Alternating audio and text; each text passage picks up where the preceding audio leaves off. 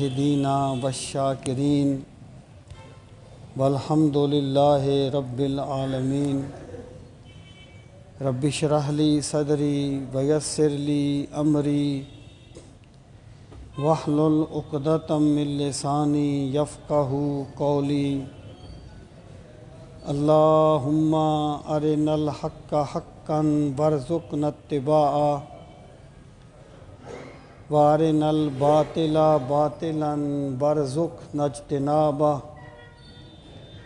اللہم ارنا الاشیاء کما ہی ان اللہ وملائکتہ یصلون علی النبی یا ایہا الذین آمنوا صلوا علیہ وسلموا تسلیما الصلاۃ والسلام علیک یا رسول اللہ وعلی آلک واصحابک یا حبیب اللہ الصلاۃ والسلام علیک یا شفیع المذنبین وعلی آلک واصحابک یا رحمۃ للعالمین صلی اللہ علی محمد عدد ما ذکرہ الذاکرون وعدد ما غفل عن ذکرہ الغافلون۔ انتہائی عزت و احترام کے لائق سامعین محترم، رمضان المبارک کا بابرکت مہینہ ہے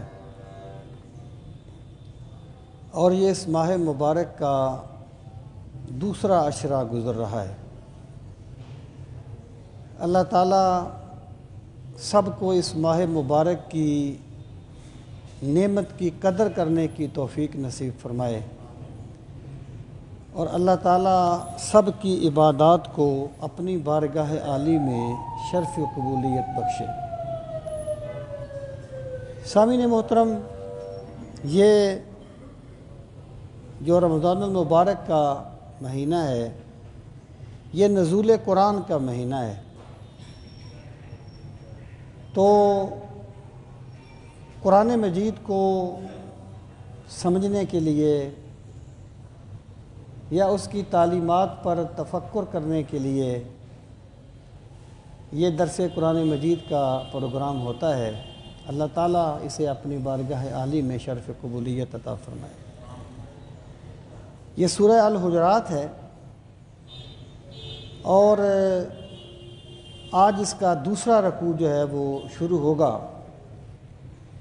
اس سے پہلے اللہ تعالیٰ نے اہل ایمان سے یہ فرمایا تھا کہ اگر دو گروہ آپس میں لڑ پڑیں مسلمانوں کے تو ان میں صلح کروا دیا کرو۔ پھر فرمایا کہ مومن ہی آپس میں بھائی بھائی ہیں،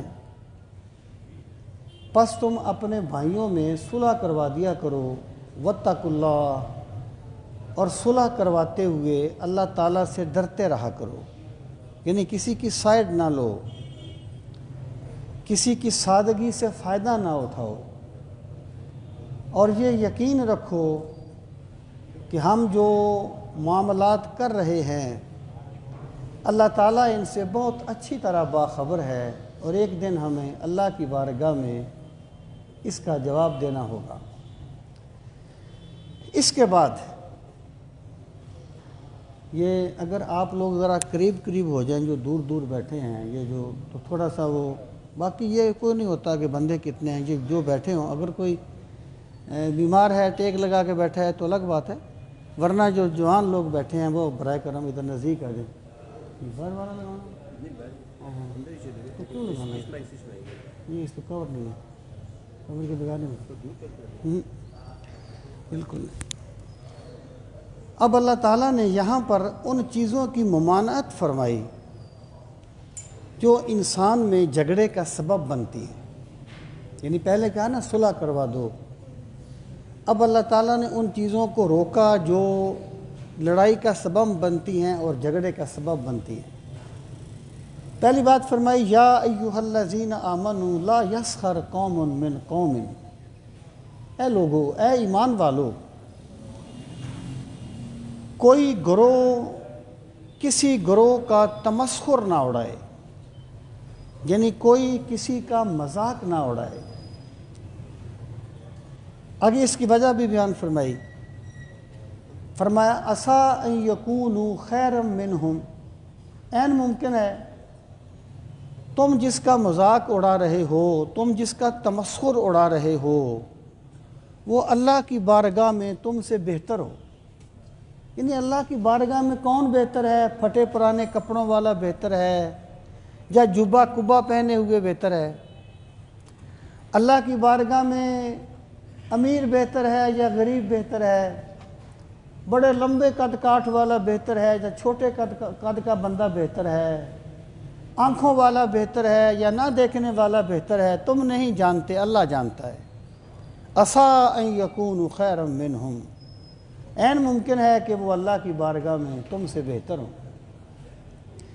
پھر فرمایا ولا نساء من نساء عسیٰ ان یکن خیرا منہن، اور نہ ہی عورتیں دوسری عورتوں کا مذاق اڑائیں، عین ممکن ہے وہ اللہ کی بارگاہ میں جن کا مذاق اڑا رہی ہیں، اللہ کی بارگاہ میں وہ مذاق اڑانے والیوں سے بہتر ہوں۔ اب آپ دیکھیے، پہلی بات پہ یہ غور فرمائیں کہ کسی کا مذاق اڑایا کب جاتا ہے اور کیوں اڑایا جاتا ہے۔ کسی کا مذاق اس وقت اڑایا جاتا ہے جب بندہ کسی کو اپنے آپ سے حقیر جانتا ہے اور اپنے آپ کو اس سے بہتر سمجھتا ہے۔ گویا کسی کا تمسخر اڑانے کا جو سبب ہے وہ تکبر ہے، اور بندہ حقیر کسے جانتا ہے؟ کسے اپنے سے چھوٹا سمجھتا ہے؟ جس کے پاس مادی اسباب کی یا کسی مادی چیز کی کمی ہوتی ہے۔ یعنی جس بندے کے پاس مال و دولت ہو نا، وہ اگر کسی کو گالیاں بھی دے تو لوگ کہتے ہیں بڑے جلال والا ہے، اور غریب بندہ کسی کو متعلق جملہ بول دے کہتے ہیں بڑا سڑیل مزاج ہے۔ ہماری اصطلاحیں بدل جاتی ہیں مادیات کے پیمانوں پر۔ اللہ تعالیٰ اہل ایمان کو فرماتا ہے کہ کبھی کسی کا مذاق نہ اڑاؤ، تم کیا جانو کہ اللہ کی بارگاہ میں اس کا کیا مقام ہے، اس کا کیا مرتبہ ہے، اس کی کیا شان ہے۔ رسول کریم صلی اللہ تعالیٰ علیہ وآلہ وسلم نے فرمایا رب اشعث اغبر مدفون بالابواب لو اقسم علی اللہ لابرہ، کہ کتنے ہی بندے ایسے ہیں جن کے بال غبار آلود ہوتے ہیں، جن کے چہروں پہ مٹی پڑی ہوتی ہے، جن کے کپڑے بوسیدہ ہوتے ہیں، اگر وہ تمہارے دروازوں پر آئیں تم ان کی حالت دیکھ کے انہیں دھکے دے دو، ان سے بات کرنا گوارا نہ کرو، لیکن اللہ کی بارگاہ میں ان کی شان یہ ہوتی ہے اگر وہ کسی بات پہ قسم کھا لیں تو اللہ ان کی قسم پوری کر دیتا ہے۔ میرے بھائی، کسی بندے کو حقیر جاننا اسلامی تعلیمات کے مطابق بہت بڑا گناہ ہے، بہت بڑا گناہ۔ رسول کریم صلی اللہ تعالیٰ علیہ وآلہ وسلم نے فرمایا کہ سود کھانے کے 70 گناہ ہیں، اور سب سے بڑا گناہ یہ ہے کہ جیسے کوئی بندہ کسی بندے کو حقیر جانے۔ دیکھیے، یہ دنیا ہے، یہاں پر اختلاف مراتب ہے، اور اختلاف مراتب میرے رب کا نظام ہے۔ یہاں پر نہ سارے بادشاہ ہیں، نہ سارے فیکٹریوں کے مالک ہیں۔ یہاں پر کوئی بادشاہ ہے، کوئی اس کا سپاہی ہے، کوئی اس کا دربان ہے، کوئی اس کا گیٹ کیپر ہے، کوئی مالک ہے، کوئی اس کا مزدور ہے۔ نہ سب کا حسن و جمال برابر ہے، نہ سب کے وسائل برابر ہیں، نہ سب کی ذہانت برابر ہے۔ اختلاف مراتب جو ہے نا، یہ کسی کے چھوٹا یا بڑا ہونے کی دلیل نہیں ہوتا۔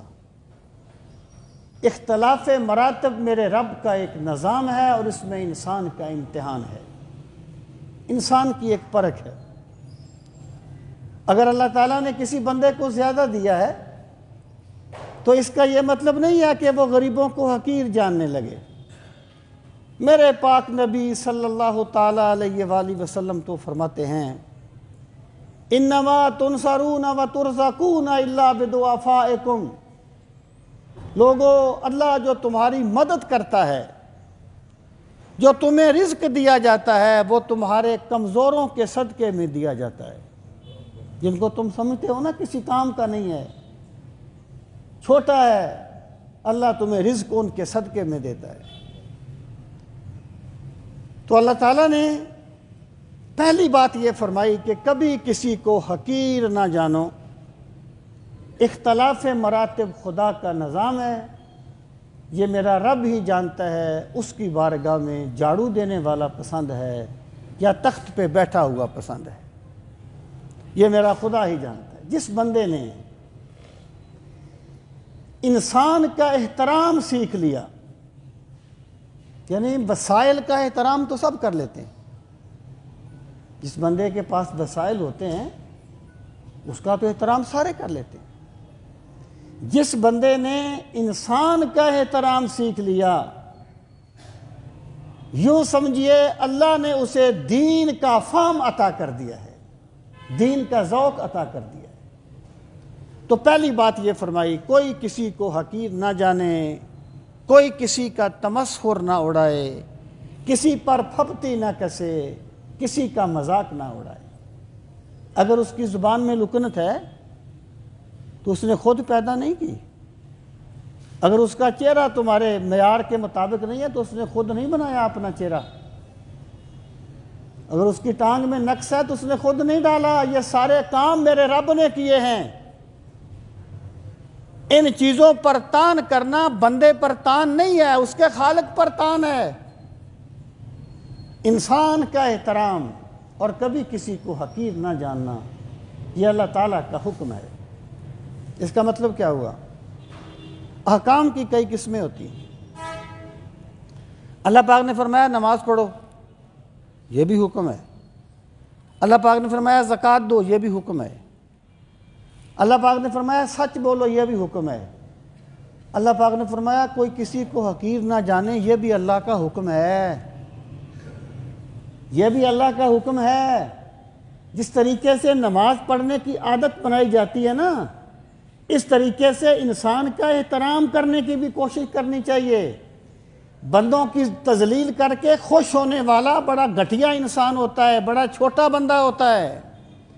انسان کو چاہیے کہ وہ ہر انسان کو احترام کی نظر سے دیکھے، یہ میرے رب کا حکم ہے۔ لا یسخر قوم من قوم عسیٰ ان یکونوا خیرا منہم، عین ممکن ہے کہ وہ اللہ کی بارگاہ میں اس سے بہتر ہو۔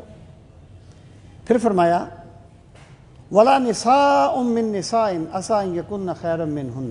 دیکھیں مردوں کا جو ذکر ہوتا ہے نا قرآن مجید میں عبادات کا، وہ عورتوں کا ذکر مردوں کے تابع ہوتا ہے۔ یعنی اللہ پاک نے فرمایا یا ایھا الذین آمنوا کتب علیکم الصیام، اے ایمان والو تم پر روزے فرض کر دیے گئے۔ اب آمن جو ہے نا جمع مذکر غیب کا صیغہ ہے، مذکر کا، مؤنث کا نہیں ہے۔ خطاب عورتوں سے نہیں ہوا، مردوں سے ہوا ہے، اس لیے کہ عورتیں مردوں کے ضمن میں شامل ہو جاتی ہیں، الگ سے ان کو خطاب نہیں کیا جاتا عموماً قرآن مجید میں۔ لیکن یہاں اللہ تعالیٰ نے مردوں کا ذکر الگ فرمایا اور عورتوں کا ذکر الگ فرمایا کہ نہ ہی عورتیں ایک دوسرے کا تمسخر اڑائیں۔ اس کی وجہ یہ ہے، ایک تو یہ اس سے حکم کی اہمیت کو بیان کرنا مقصود ہے کہ یہ بہت بڑا حکم ہے اللہ کی بارگاہ میں اللہ کے بندوں کا احترام کرنا۔ اور تصوف جو ہے نا، صوفیہ، تصوف کی بنیاد اس چیز پر ہے، الخلق و عیال اللہ، مخلوق اللہ کا کنبہ ہے۔ اگر بندے کے کنبے کا، قبیلے کا کوئی شخص معذور بھی ہو تو بندہ اس کا تمسخر نہیں اڑاتا، بندہ اس کا مذاق نہیں اڑاتا۔ مخلوق اللہ کا کنبہ ہے، اور جو اللہ کے کنبے سے محبت کرتا ہے اللہ کے نزدیک وہی محبوب ہوتا ہے۔ تصوف کی تو بنیاد ہی اس چیز پر ہے۔ تو اللہ پاک نے پھر عورتوں کا ذکر الگ فرمایا، کیونکہ عورتوں میں یہ طعن و تشنیع کا ملکہ، یا ملکہ نہیں کہنا چاہیے، عادت نسبتاً زیادہ ہوتی ہے، سب عورتوں میں نہیں، بڑی بڑی صالح پارسا عورتیں، لیکن ایک روٹین کی اگر آپ بات کریں تو اللہ پاک نے عورتوں کا ذکر الگ کر کے فرمایا۔ ایک روایت میں آتا ہے، ایک مرتبہ کسی خاتون نے رسول کریم صلی اللہ تعالیٰ علیہ وآلہ وسلم کی ازواج مطہرات میں سے کسی نے کسی زوجہ مطہرہ کے قد کے بارے میں ایسی بات کر دی کہ وہ تو اتنی سی ہے، وہ تو اتنی سی ہے، یعنی اس میں ایک تحقیر کا پہلو پایا جاتا ہے۔ اور یہ بات میں آپ سے کرتا رہتا ہوں کہ صحابہ کرام کی عظمت کی بنیاد یہ نہیں ہے کہ وہ انبیاء کی طرح معصوم ہیں، ان کی عظمت کی بنیاد یہ، اگر کبھی ان سے کوئی ایسا کام ہو گیا جو اللہ کو پسند نہیں ہے اور انہیں منع فرما دیا گیا تو پھر کبھی دوبارہ انہوں نے اس کام کا تصور تک بھی نہیں کیا۔ انہوں نے کہہ دیا، یہ دیکھیں نا، ہم اس کو کون سا گناہ سمجھتے ہیں جی، کسی بندے کے تمسخر اڑانے کو، ہم تو اس کو شغل کرنے کے لیے بھی کر دیتے ہیں، ہم تو مذاقاً بھی بہت سی ایسی باتیں کر دیتے ہیں جس میں کسی کی تذلیل ہوتی ہے۔ تو اس نے مذاقاً یہ کہہ دیا کہ وہ تو اتنی سی ہے۔ تو سرکار نے فرمایا، تم نے جو کلمہ کہا ہے نا، یہ اللہ کی بارگاہ میں اتنا زہریلا کلمہ ہے کہ اگر اسے دریا میں ڈال دیا جائے تو دریا کی مچھلیاں مر جائیں اس کے زہر سے۔ یہ چھوٹی باتیں نہیں ہوتی۔ رسول کریم علیہ الصلوۃ والسلام نے فرمایا، کبھی کبھی بندہ بندوں کو ہنسانے کے لیے ایک بات کر دیتا ہے، یعنی کوئی بندہ آ رہا ہے نا، فرض کریں تو اس کی ٹانگ میں نقص ہے، تو بندے نے کوئی طنز کر دیا اس حوالے سے تاکہ لوگ ہنس پڑے، انجوائے کریں۔ سرکار نے فرمایا، کبھی بندہ لوگوں کو ہنسانے کے لیے ایک بات کر دیتا ہے اور اس کی وجہ سے وہ کئی ہزار سال کی مسافت پر دوزخ میں جا گرتا ہے۔ یہ چھوٹے گناہ نہیں ہوتے۔ تو اللہ تعالیٰ نے عورتوں کا ذکر الگ فرمایا کہ کوئی کسی کا تمسخر نہ اڑائے، ٹھٹھا نہ اڑائے، مذاق نہ کرے، کسی پر پھپتی نہ کسے۔ اور سامعین محترم، پھر میں ایک بات عرض کر دوں، بعض چیزیں ایسی ہوتی ہیں دوستوں میں بے تکلفی میں پائی جاتی ہیں۔ یعنی ایک دوست نے جس کا اچھا تعلقات ہیں آپس میں، کوئی ایسی بات کہہ دی جو اچھی تو نہیں ہے، لیکن دوسرا اس کو مائنڈ نہیں کرتا، ان میں یہ چیز بے تکلفی میں پائی جاتی ہے، مذاق میں ان کا یہ مذاق ہوتا ہے جس میں کوئی محسوس مائنڈ نہیں کرتا، تو وہ اس میں شامل نہیں ہوگی۔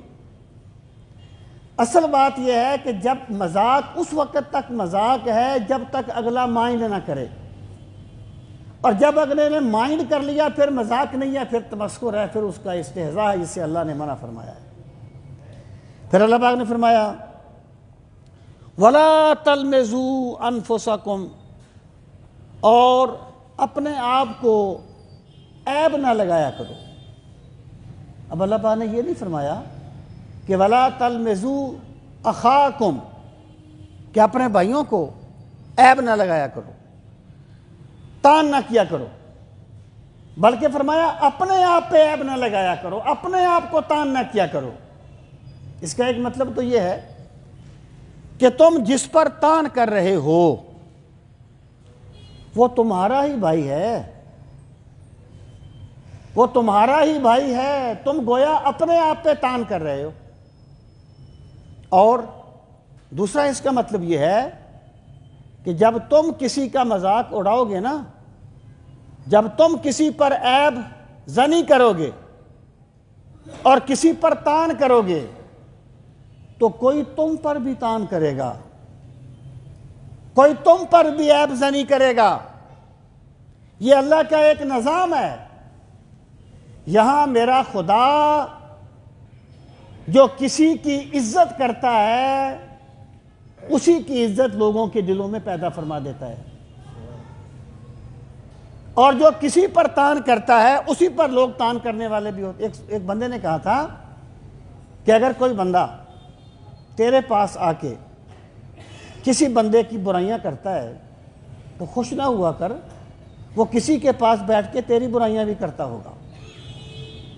یہ اللہ کا ایک نظام ہے۔ تو فرمایا وَلَا تَلْمِزُوا أَنفُسَكُمْ وَلَا تَنَابَزُوا بِالْأَلْقَابِ، اور ایک دوسروں کو برے لقبوں سے نہ پکارا کرو۔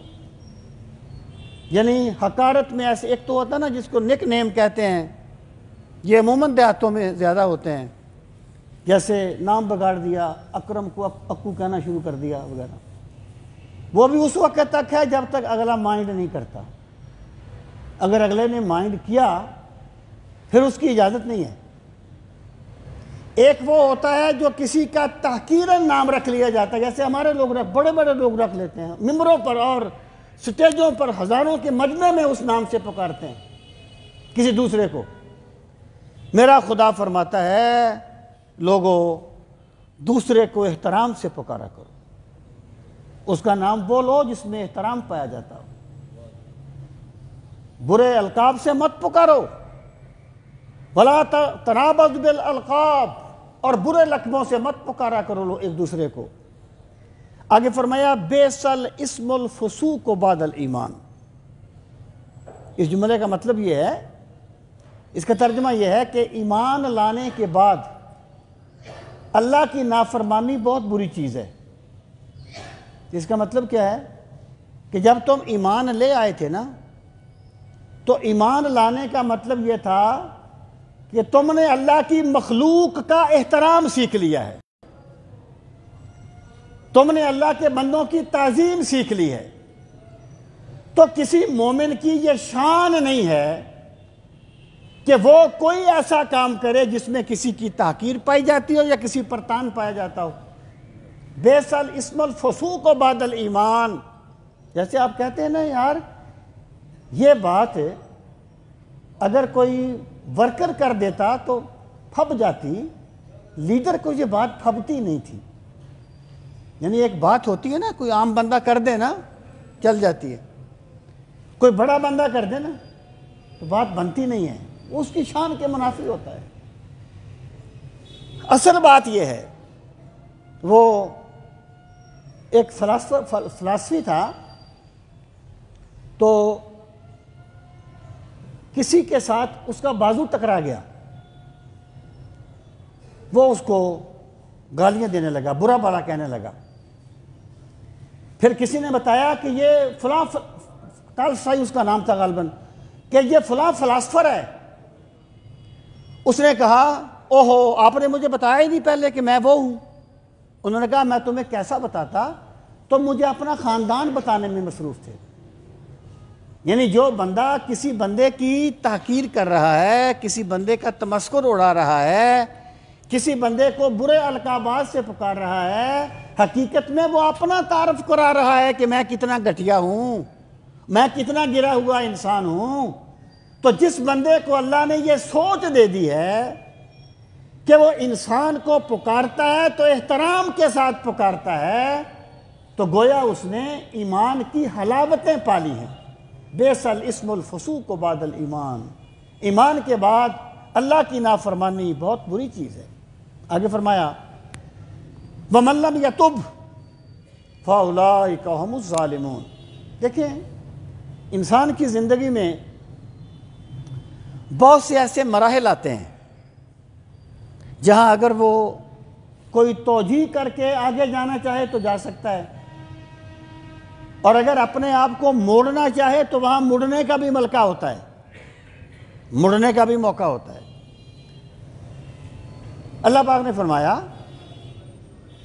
کہ اور جو توبہ نہ کرے فَأُولَٰئِكَ هُمُ الظَّالِمُونَ، پس وہی لوگ ہیں جو ظلم کرنے والے۔ اب توبہ کس سے کرنی ہے؟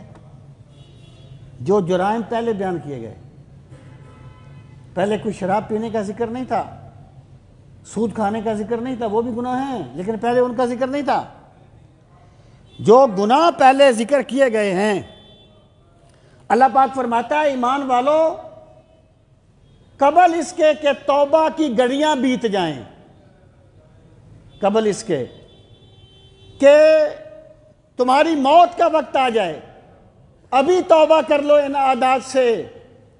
اگر تم توبہ کر لو گے تو خدا تمہارے گناہوں کو معاف کر دے گا، اور اگر تم توبہ نہ کرو فَأُولَٰئِكَ هُمُ الظَّالِمُونَ، تو پس یہی وہ لوگ ہیں جو ظلم کرنے والے ہیں۔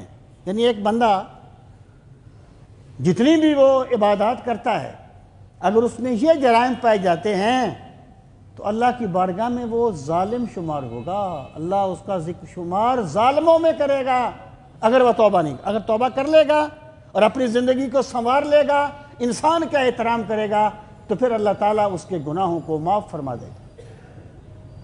آگے فرمایا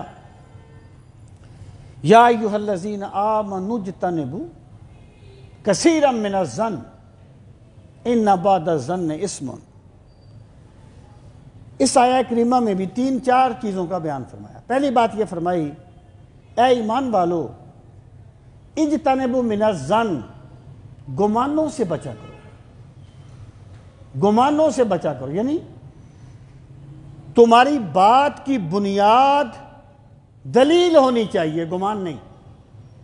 یعنی گھر میں بیٹھ کے فرض نہ کر لیا کرو کہ کیونکہ وہ بندہ ہی وعدہ خلاف ہے اس لیے نہیں آیا۔ وعدہ تو اس نے کیا تھا کہ میں آؤں گا، لیکن وہ آیا نہیں، وہ ہے ہی بڑا وعدہ خلاف۔ بدگمانی نہ کرو، اس سے پوچھ تو لو کہ تو کیوں نہیں آیا۔ تمہاری بات کی بنیاد گمان نہیں ہونا چاہیے، علم ہونا چاہیے۔ اور یہاں پر جو فرمایا کہ ان بعض الظن اثم، بعض گمان گناہ ہوتے ہیں، یہاں پر بعض کس لیے کہا گیا؟ اس کی وجہ یہ ہے کہ گمان کی 2 قسمیں ہیں، ایک کو کہتے ہیں حسن ظن، ایک ہوتا ہے سوء ظن۔ حسن ظن یہ ہے کسی کے بارے میں اچھا گمان کرنا،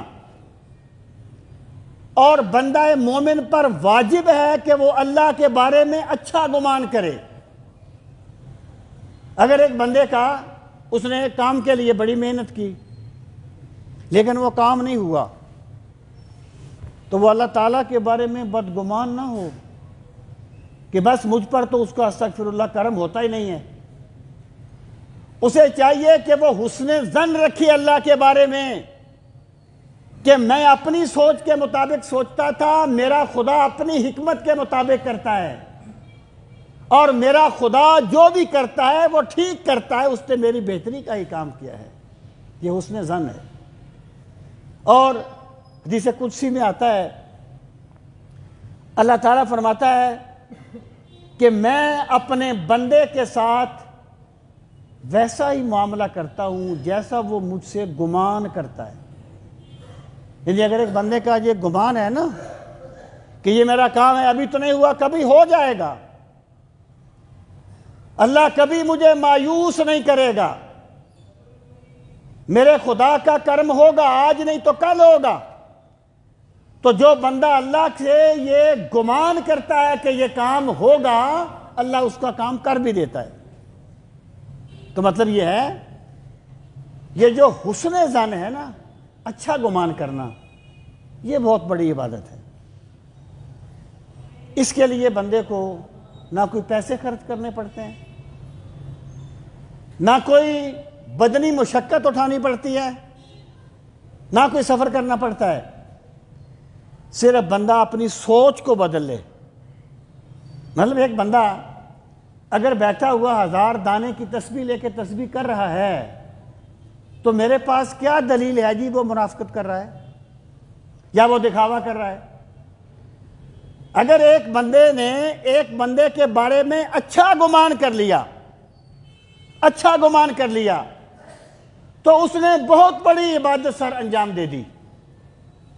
وہ کچھ تو مجبوریاں رہی ہوں گی، یوں کوئی بے وفا نہیں ہوتا. تو اچھا گمان کرنا عبادت ہے اور سوء ظن گناہ ہے. تو اللہ پاک فرماتا ہے ان بعض الظن اسم، کہ بعض ظن گناہ ہوتے ہیں. بعض سے کیا مراد ہے؟ سوء ظن. سوء ظن گناہ ہے اور حسن ظن جو ہے وہ عبادت ہے. اب حسن ظن جو ہے اس کو ظن کیوں کہا گیا، اس کو گمان کیوں کہا گیا؟ بڑی سمپل سی بات ہے کہ ایک بندے کو اس نے دیکھا ہے.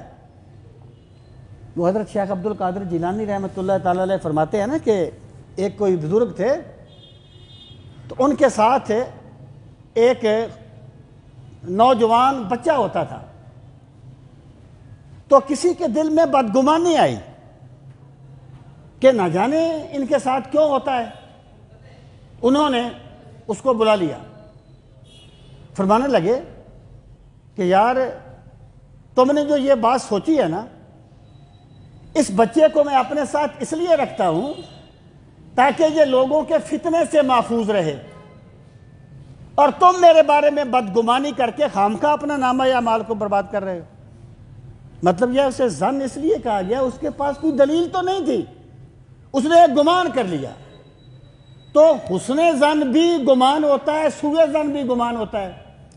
تو میرے بھائی یہ جو حسن ظن ہے نا، اب مثلا آپ اس کی آپ عملی زندگی میں دیکھیں، آپ یقین جانیں جس بندے کو میرے رب نے حسن ظن کی نعمت دے دی، یعنی کوئی بندہ اس سے اختلاف کر رہا ہے، اس پر تان کر رہا ہے، یا کسی وجہ سے اس کے لیے مشکلات پیدا کر رہا ہے.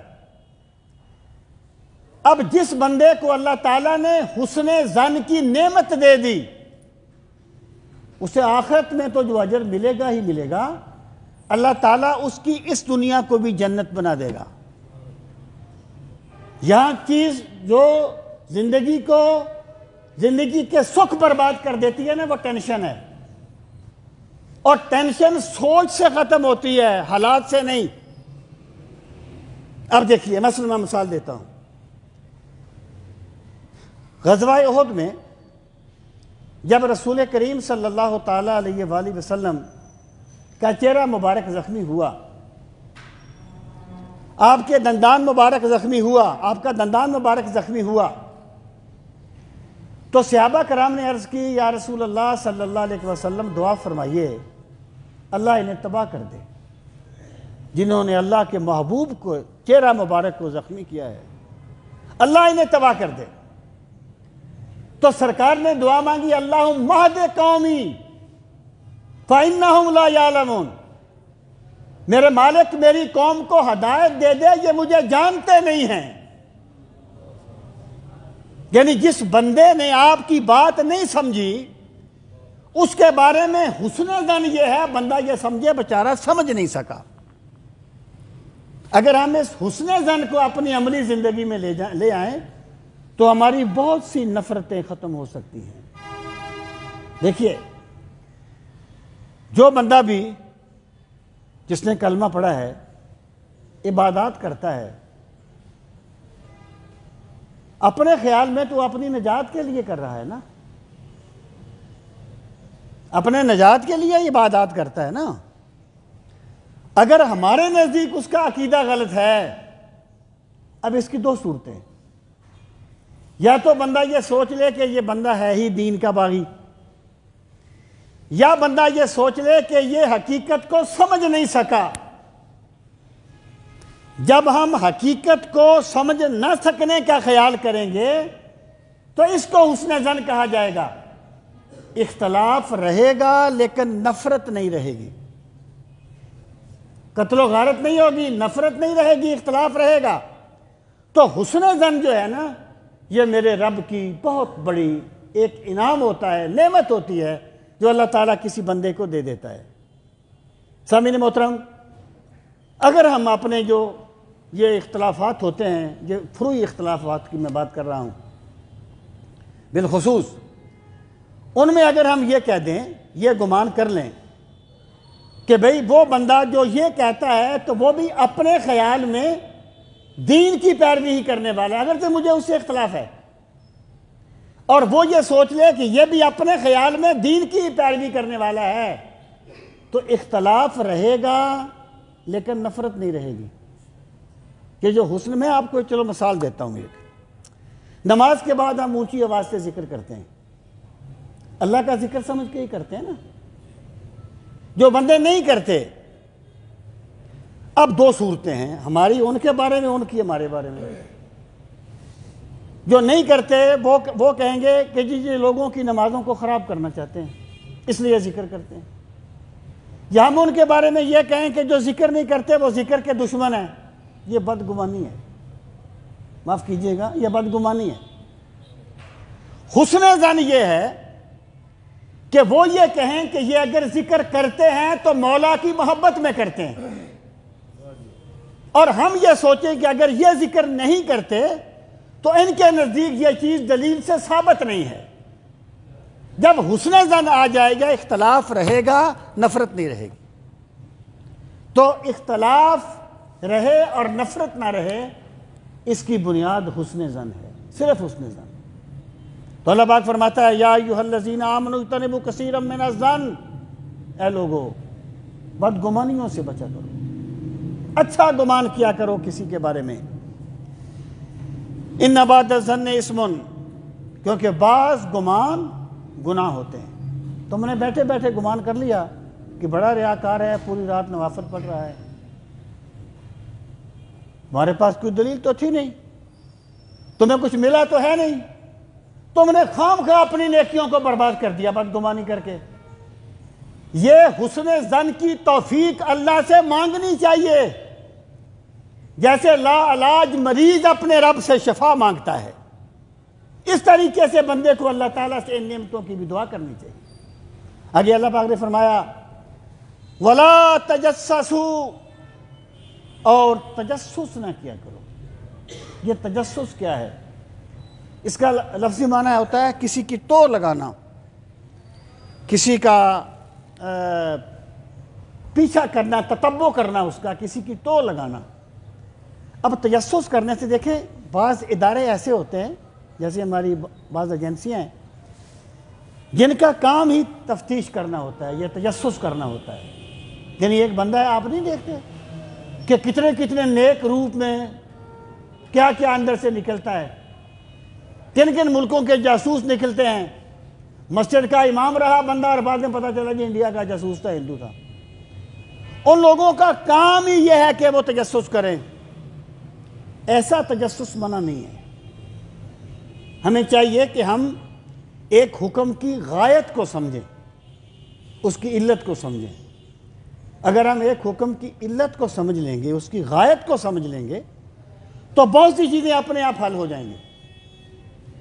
اس کا میں نے عرض کیا تھا، سورہ حجرات کا جو تھیم ہے نا، وہ آداب کی تعلیم دینا ہے۔ یعنی تجسس اس معنی میں ہے کہ خام خواہ کسی بندے کو ذلیل نہ کیا جائے، اس کی عزت نفس کو مجروح نہ کیا جائے۔ تو تجسس نہ کرو، اس سے مراد کیا ہے کہ بندے کو، کسی بندے کے بارے میں کوئی کمزوری معلوم ہو گئی، کوئی اس کا ویک پوائنٹ مل گیا، اب وہ اس کی تحقیق کرتا ہے، اس کا پیچھا کرتا ہے کہ اس کو پتہ چلے کہ ایسا ہوا، اس میں اور کون کون سی عیب پائے جاتے ہیں، اور کون کون سی برائیاں پائی جاتی ہیں، کون کون سی کمزوریاں پائی جاتی ہیں۔ اس کا مقصد دیکھیں، ایک ہوتا ہے ایک بندے کے بارے میں آپ کو پتہ چلا کہ وہ بندہ چور ہے، آپ نے دوسرے بندے کو بتا دیا کہ بھئی اس میں یہ عیب ہے، اس سے بچنا، یہ گناہ نہیں ہے۔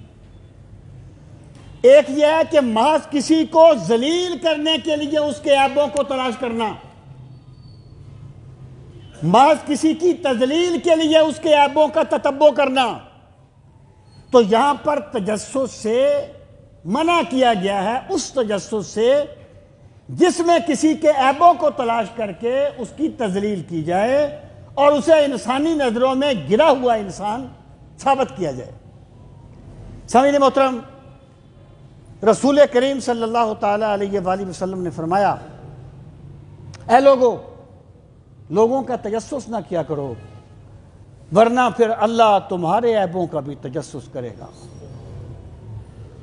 جب اللہ تمہارے عیبوں کا تجسس کرے گا تو پھر اللہ تمہیں تمہارے گھروں میں ذلیل کر دے گا۔ کون بندہ ہے جی ہم میں سے جس میں کوئی کمزوری نہیں ہوتی، جس میں کوئی ویک پوائنٹ نہیں ہوتے؟ وہ حضرت عیسیٰ کے بارے میں آتا ہے نا، لوگوں نے تو خیر اس کو اور معنی میں لے لیا، لیکن میں یہ سمجھتا ہوں کہ اس میں ایک بات ہے۔ کہتے ہیں کہ ایک بندے کو پکڑ لیا گیا ایک جرم میں، تو لوگوں نے کہا کہ اس کو پتھر مارو، اس نے یہ جرم کیا ہے، یہ پتھر مارو، اس نے یہ جرم کیا ہے۔ آپ نے فرمایا پتھر تو مارو، لیکن پہلا پتھر وہ مارے جس نے خود یہ جرم نہ کیا ہو۔ تو کہتے ہیں کسی بندے نے بھی پتھر نہیں مارا تھا۔ کس بندے میں کمزوریاں نہیں ہوتی؟ میں اللہ سے دعا کرتا ہوں کہ ہمارا رب ہمارے عیبوں پہ پردے ڈالے رکھے، ہمارا رب ڈھانپے رکھے ہمارے عیبوں کو۔ اگر اللہ عیبوں کو بے نقاب کر دے گا تو پھر پتہ نہیں کیا سے کیا ہو جائے گا۔ تو بندہ اللہ تعالیٰ سے جس معاملے کی توقع کرتا ہے اسے چاہیے کہ وہ اللہ کے بندوں کے بارے میں وہی معاملہ کرے۔ اگر وہ یہ چاہتا ہے کہ اللہ میرے عیبوں سے پردہ پوشی کرے تو اسے چاہیے کہ وہ بندہ مومن کے عیبوں سے پردہ پوشی کرے۔ من ستر مسلمن سترہ اللہ یوم القیامہ، جس نے کسی مسلمان کی پردہ پوشی کی تو قیامت کے دن اللہ اس کی پردہ پوشی فرمائے گا۔ یہ میرے رب کا ضابطہ ہے۔ ولا تجسسوا، لوگوں کسی کا تجسس نہ کیا کرو۔ ایک بات سنی ہے، بات چھوڑ دو۔ سرکار نے فرمایا تھا کہ میرے پاس آ کے میرے صحابہ کی شکایتیں نہ لگایا کرو۔ میں چاہتا ہوں جنہیں بندے خوش ہوتی ہے، جو ہوتے ہیں نا، بعض گناہ ایسے ہوتے ہیں جن سے بندے کو کچھ فائدہ ہوتا ہے۔ مثلا ایک بندے نے کوئی حرام کھایا ہے، حرام کے پیسے اکٹھے کر لیے ہیں، تو اس کو چلو پیسے تو مل گئے ہیں نا۔ ایک بندے نے شراب پی ہے تو کوئی فائدہ سمجھتا ہے تو اس نے پی ہے نا۔ اور بعض گناہ ایسے ہوتے ہیں جن سے بندے کو ملتا بھی کچھ نہیں، بندہ خواہ اپنی نیکیوں کو برباد کر دیتا ہے۔ ان میں یہ چیزیں بھی شامل ہیں، ان کو کہتے ہیں گناہ بے لذت۔ یہ بے لذت گناہ ہوتے ہیں جو بندہ کرتا ہے اور خواہ اپنی نیکیوں کو برباد کرتا رہتا ہے۔ تو اللہ پاک نے فرمایا ولا تجسسوا، کسی بندے کے عیبوں کا پیچھا نہ کیا کرو، کسی بندے کو ذلیل کرنے کے لیے اس کے عیب تلاش نہ کیا کرو۔ وہ کیا ہے کہ رندے خراب حال کو ظاہر نہ چھیڑ تجھ کو پرائی کیا پڑی اپنی نبیڑ تو اپنے بارے میں سوچا کر کے تو کیا ہے، تو نے اللہ کو اپنا جواب دینا ہے۔ ہاں اگر کسی کی اصلاح مقصود ہو کہ اس میں یہ عیب ہے کہ نہیں، پھر بندہ پتہ کہ تاکہ میں اس کی اصلاح کروں، تو یہ اس کی نیک نیت ہے، اس پہ اسے اجر ملے گا۔ لیکن محض یہ ہے کہ کسی کو ذلیل کرنے کے لیے کرنا، لوگوں میں بیان کرنے کے لیے کرنا، یہ بندہ مومن کی شان نہیں ہے۔ ولا تجسسوا، پھر فرمایا ولا یغتب بعضکم بعضا، اور اے لوگوں کوئی کسی کی غیبت نہ کرے، کوئی کسی کی چغلی نہ کھائے۔ پھر اس کا گناہ بیان فرمایا ایحب احدکم ان یاکل لحم اخیہ میتا فکرہتموہ، کیا تم میں سے کوئی بندہ یہ پسند کرتا ہے کہ وہ اپنے مردہ بھائی کا گوشت کھائے؟ فکرہتموہ، تو تم اسے ناپسند کرتے ہو۔ واتقوا اللہ، اللہ سے ڈرتے رہا کرو۔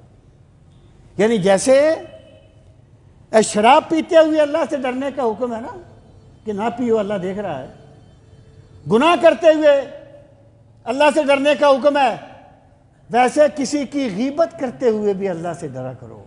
کہ اللہ نے اس سے منع کیا، واتقوا اللہ، اللہ سے ڈرتے رہا۔ اب آ جائیں کہ غیبت ہے کیا چیز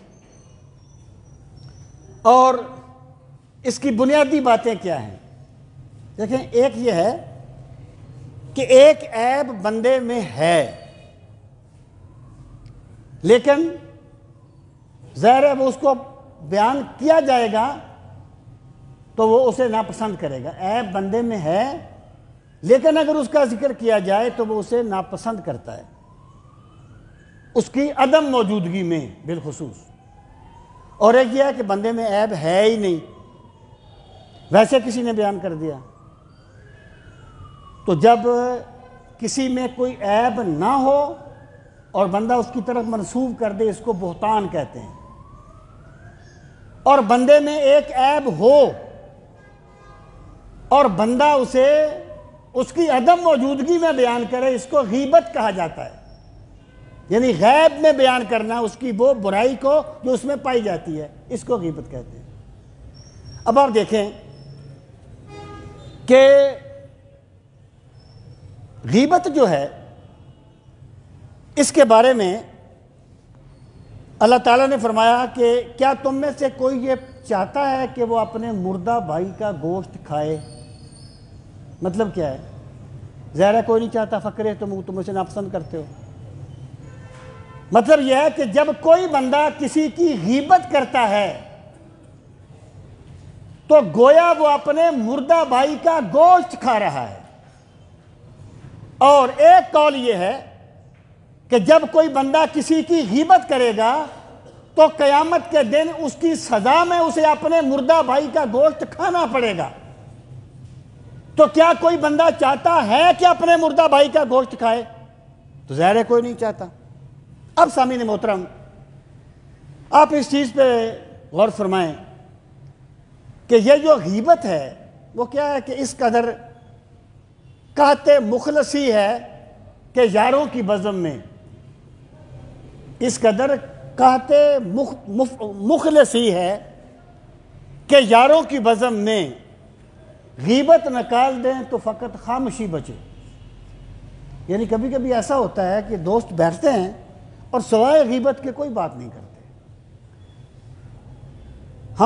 میں نے اپنی زندگی میں بہت کم اللہ کے بندے ایسے دیکھے، یہ نہیں کہ بہت کم ہیں، ہوں گے جن سے میں ملا ہوں، جن کی مجلس میں کسی کی غیبت نہیں ہوتی تھی۔ اور آپ یقین جانیں اس دور میں جس بندے نے اپنی مجلس کو غیبت سے پاک کر لیا، یوں سمجھیے وہ اللہ کے ولیوں کی مجلس ہے۔ یہ اتنی بڑی، یہ برائی اتنی عام ہو گئی ہے۔ اور پھر سرکار نے اللہ پاک کیا فرماتا ہے کہ یہ کوئی چھوٹا موٹا گناہ نہیں ہے، بلکہ کیا تم میں سے کوئی یہ چاہتا ہے کہ اپنے مردہ بھائی کا گوشت کھائے؟ اتنا بڑا گناہ ہے۔ صحابہ کرام فرماتے ہیں، دیکھیں رسول کریم صلی اللہ تعالیٰ علیہ وآلہ وسلم کا جو زمانہ ہے، دور نبوت، وہ مختلف زمانہ تھا۔ یعنی وہاں اللہ تعالیٰ سرکار کے صدقے میں بہت سے غیبوں سے پردہ اٹھا دیتا تھا، کیونکہ یہ سرکار کا تشریف آوری کا دنیا میں ظاہری طور پر تشریف آوری کا زمانہ تھا۔ صحابہ کرام فرماتے ہیں، ہم میں سے جب کوئی بندہ پہلے فرماتے ہیں پہلے ایسا تھا کہ سرکار کے زمانے میں اگر کوئی بندہ کسی کی غیبت کرتا تھا تو اس کے منہ سے مردار کھانے کی بدبو آیا کرتی تھی، کیونکہ میرے رب نے سرکار کے صدقے میں غیبوں سے پردے اٹھا دیے تھے۔ اس وقت گناہ اپنی اصلی حیت میں بھی نظر آ جاتا تھا، اور پھر جیسے جیسے ہم عہد نبوت سے دور ہوتے گئے اور یہ چیز عام ہوتی گئی تو یہ بدبو آنی بھی ختم ہوتی گئی۔ تو میں یہ عرض کرتا ہوں کہ اللہ تعالیٰ نے ہمیں منع فرمایا ہے کہ کسی کی عدم موجودگی میں کسی کا ذکر اس طریقے سے کیا جائے کہ جو اسے ناپسند ہو۔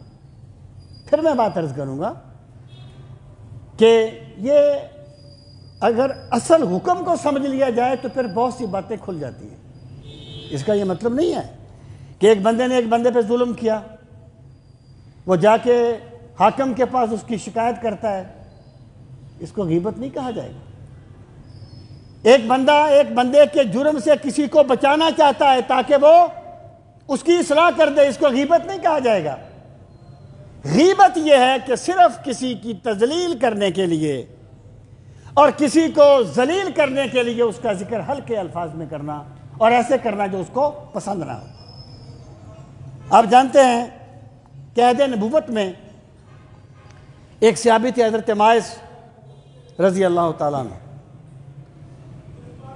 انہوں نے ان سے ایک جرم ہو گیا اور وہ خود سرکار کی بارگاہ میں آئے اور کہنے لگے یا رسول اللہ صلی اللہ علیہ وسلم، مجھ سے یہ گناہ ہو گیا، مجھے پاک کر دیجیے۔ یہ بھی ایمان کا کمال ہے کہ گناہ تو ہو گیا بندے سے، لیکن ندامت دیکھیے، اس کو چھپاتا نہیں ہے، اس کے خلاف کسی نے مقدمہ نہیں کیا، لیکن یہ عقیدہ ہے کہ کسی نے دیکھا تو نہیں ہے، میرا رب تو دیکھ رہا ہے۔ سرکار کی بارگاہ میں آ گئے کہ مجھے پاک کیجیے۔ سرکار نے فرمایا شاید تو نے اس طریقے سے گناہ نہ کیا ہو کہ جس پر حد لگتی ہے۔ انہوں نے کہا نہیں اے اللہ کے رسول، میں نے جرم کیا ہے، مجھے پاک کیجیے۔ ان کو رجم کر دیا گیا، سنسار کر دیا گیا۔ بعد میں کسی بندے نے کہا کہ یار ماعز کو کیا پڑی تھی کہ بار بار جا کے سرکار کی بارگاہ میں کہتا رہا مجھ پر جرم ثابت، مجھ پر سزا طاری کر دیجئے، مجھے سزا دیجئے۔ ماعز تو بڑی بری موت مر گئے، انہیں سنسار کر دیا گیا۔ سرکار کسی قافلے میں تشریف لے جا رہے تھے، آگے آپ گئے نا تو ایک مرا ہوا گدھا پڑا تھا۔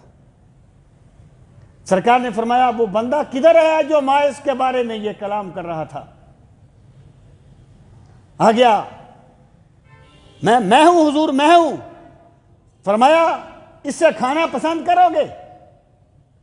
کہا اللہ کے رسول کیسے کوئی سوچ سکتا ہے؟ فرمایا ابھی تو تم ایک بندہ مومن کی غیبت کر رہے تھے۔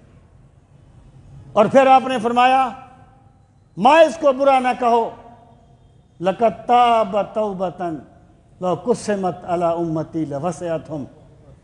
میرے ماعز نے ایسی توبہ کی ہے، اگر ماعز کی توبہ میری پوری امت کے گناہ گاروں پہ تقسیم کر دی جائے تو ساری امت کے گناہ گاروں کی بخشش ہو جائے۔ حقیقت کیا تھی اور بندہ کیا سمجھ رہا تھا؟ تو اللہ پاک نے فرمایا اے ایمان والو، کسی کی غیبت نہ کیا کرو، واتقوا اللہ، اللہ سے ڈرتے رہا کرو۔ جب کوئی بات کرو نا اللہ سے ڈرو، اللہ کی بارگاہ میں اس کا جواب دینا ہے۔ ما یلفظ من قول الا لدیہ رقیب عتید۔ تم جو بھی بات منہ سے نکالتے ہو ہمارے لکھنے والے فرشتے اسے لکھ لیتے ہیں۔ اور ایک دن آئے گا جب اللہ تعالیٰ نامہ اعمال بندے کے سامنے پھیلا دے گا اور پھر فرمائے گا اقرا کتابک کفا بنفسک الیوم علیک حسیبا۔ آج اپنے نامہ اعمال کو خود پڑھ لے، آج تو اپنے آپ کو مجرم ثابت کرنے کے لیے اکیلا کافی ہے۔ آج تو کوئی بہانے نہیں کرے گا، کوئی ہیلے نہیں کرے گا، کوئی دلیلیں نہیں کرے گا۔ تو واتقوا اللہ، اللہ سے ڈرتے رہا کرو۔ ان اللہ تواب الرحیم، تواب جو ہے نا مبالغہ ہے، بے شک اللہ تعالیٰ حد سے بڑھ کر توبہ قبول کرنے والا ہے، اور رحیم صفت کا صیغہ ہے۔ اللہ تعالیٰ حدوں سے بڑھ کر رحم فرمانے والا ہے کہ جو خدا ہر وقت تمہاری توبہ کو قبول کرتا ہے، اپنے گناہوں پر اس سے معافی مانگا کرو، اس سے توبہ کیا کرو، اور جس خدا کی رحمت تمہیں پکارتی رہتی ہے اللہ سے اس کی رحمت کا سوال کیا کرو۔ اللہ تعالیٰ ہمیں دین کا فہم صحیح نصیب فرمائے۔ وما علینا الا البلاغ المبین۔ جی